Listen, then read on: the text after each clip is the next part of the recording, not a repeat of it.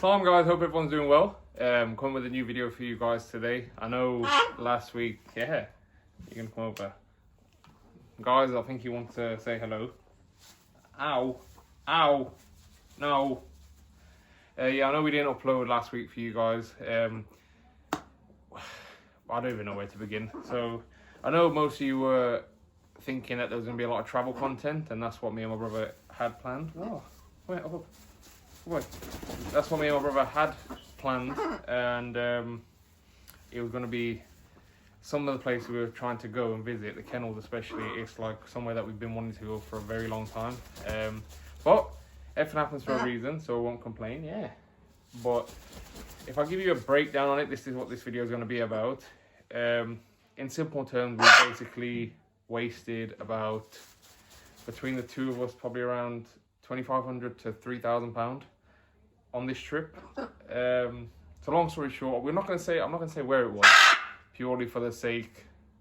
Actually, there may be clips in the video. I don't know. We've been all over the place for the past couple of weeks. Come on, good boy. I don't know if it was a good idea for me to bring this damn bird into the video. Yeah. Here, go sit on the sofa and leave me alone. Is someone at my door? I don't know. This everything's going on too much. The place that we went, basically, what happened was me and my brother set off in the morning as usual, like we do on our trips. Done some recording. Set off from the house at 2:30 in the morning. Our flight was at 6 o'clock. Got to the airport, everything was sound. Smooth sailing on this end. Caught our flight. The flight was 4 hours. Got to our destination.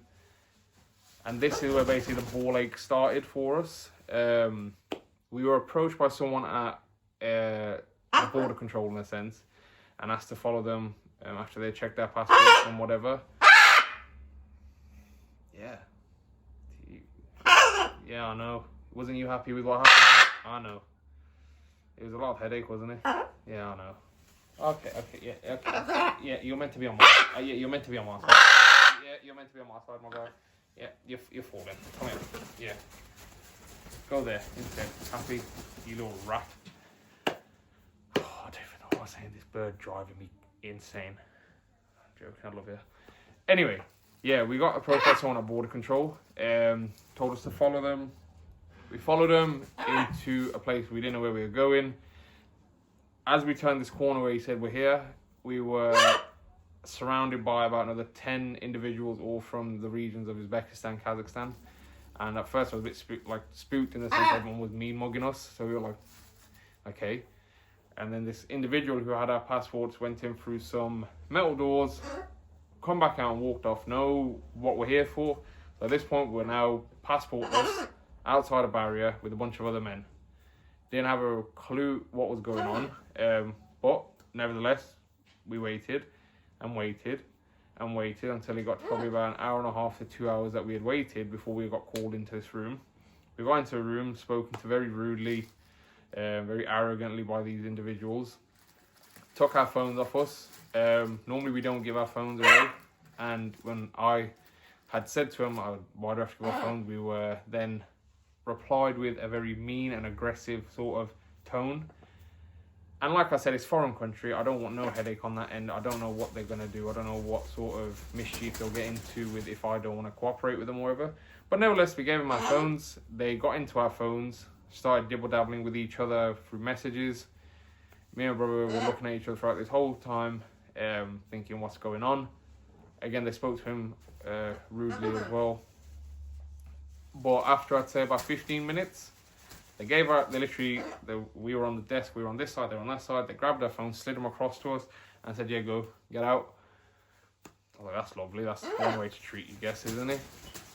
We get out, and at this point, we were quite, let's just say, annoyed at the situation.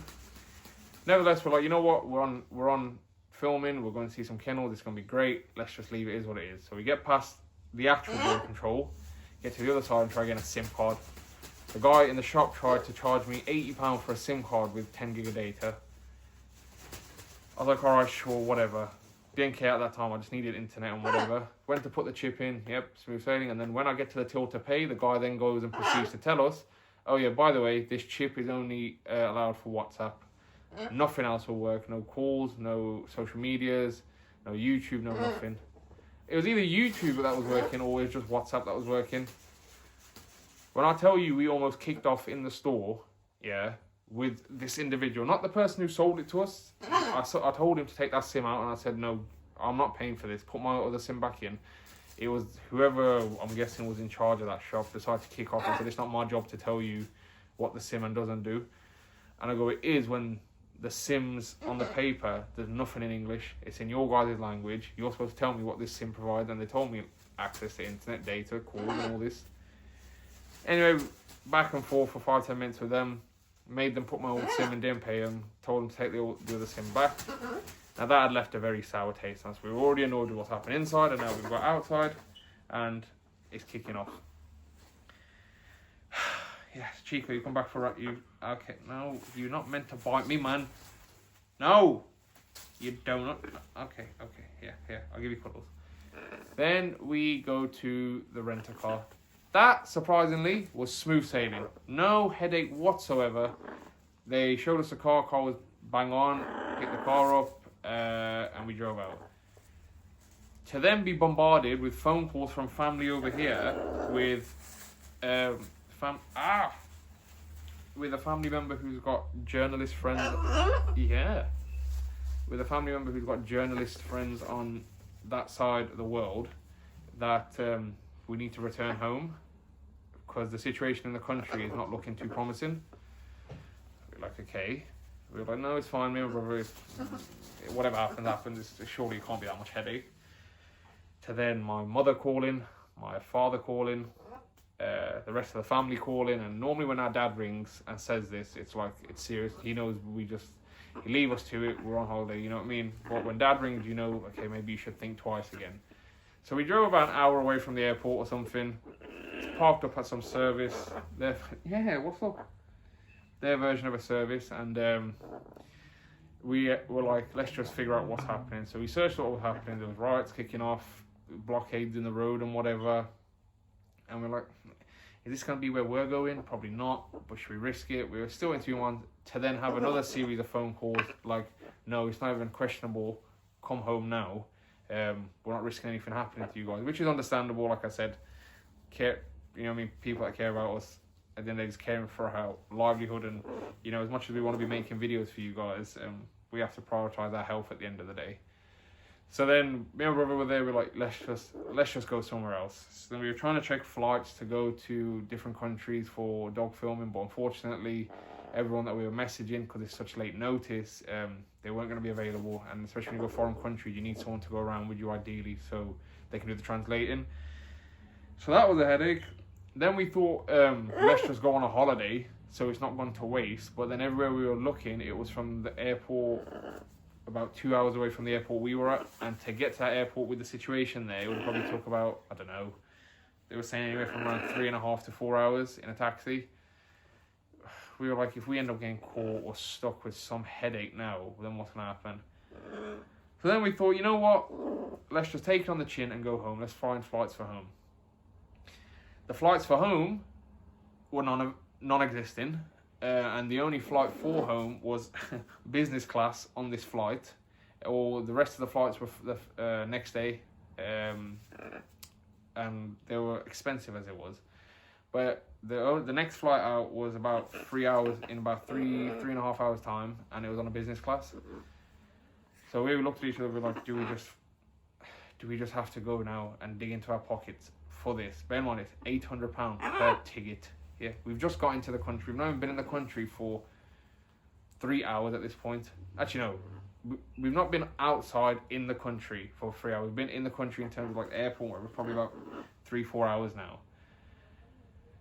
And then we were like, what do we do? Back and forth. We were probably parked up there for about half an hour, me and my brother, just going back and forth, trying to figure out what to do. And we thought, you know what, let's just book it. The drive back to the airport, we were an hour away, took about hour 45 to 2 hours because of how much basically traffic there was with police cars, left, right, centre coming through.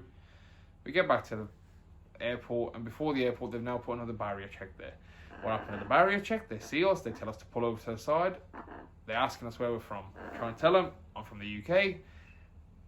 clearly they see two brown guys in a car and they don't want to believe that they're born in the UK, and they start laughing, saying, no, you're not. Tell us where you're actually from. And I'm trying to explain to them, my mum and dad are Pakistani.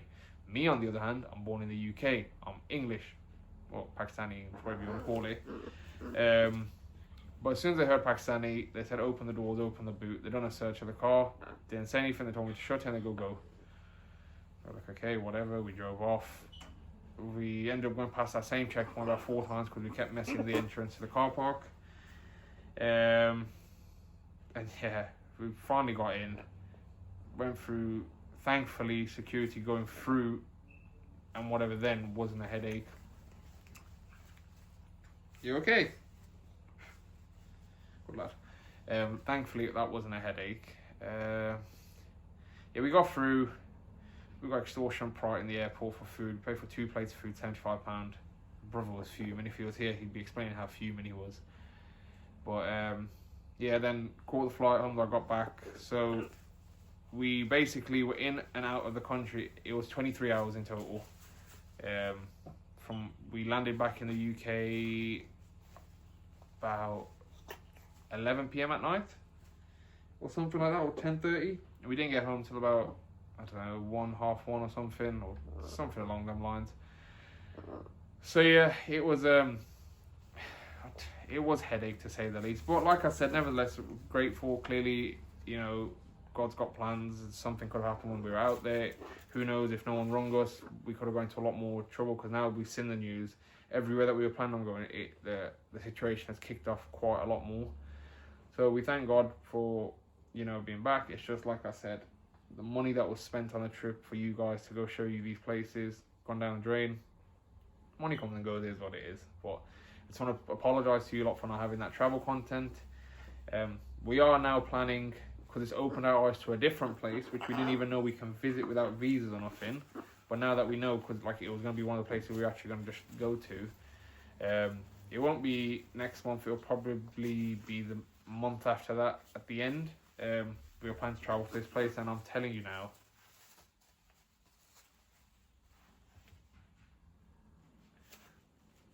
where the hell did this just come from? Did that come out of you? He just brought up a whole peanut. Where did you just bring a peanut from? Yeah, you're gonna throw up your food if you keep doing that, you muppet. I'm still trying to figure this thing out. This isn't even the bird video. He's just being a special guest in this video.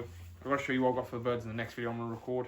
But yeah, that was that. Like I said, apologies. The next place we're gonna hopefully visit is a very nice place. There may be a travel video prior to that, but that's just gonna be like a 2-day trip. If I can get, like I said, my brother and a couple of the people that we're trying to get dates off from work, and if we can match it in, we'll be doing that travel video very soon. And yeah, like I said, that was the whole ball ache. I'll try putting in clips here and there in this video if I can of the situation, because we recorded outside this metal door when we got out and whatever. So I'll put it in, and like I said, hopefully this video I'm going to upload it today anyway for you guys, and then the next video I'm going to record now will be out in a couple of days anyway with the birds. Again, appreciate all the love and support guys have been showing. Just share the video, like it, comment, subscribe, do what you gotta do. Like I said, yeah, it's been a roller coaster. As you can see, I'm still fasting. I'm very drained today. I've been all over the place. The bird is doing my nutting, but we gotta move now. Let's go take my car to the garage. Car's messed up. Oh, alhamdulillah for everything, But yeah, hope you enjoyed the video. Inshallah, we'll catch you next time. Don't forget to like, comment, subscribe, and Allah Hafiz.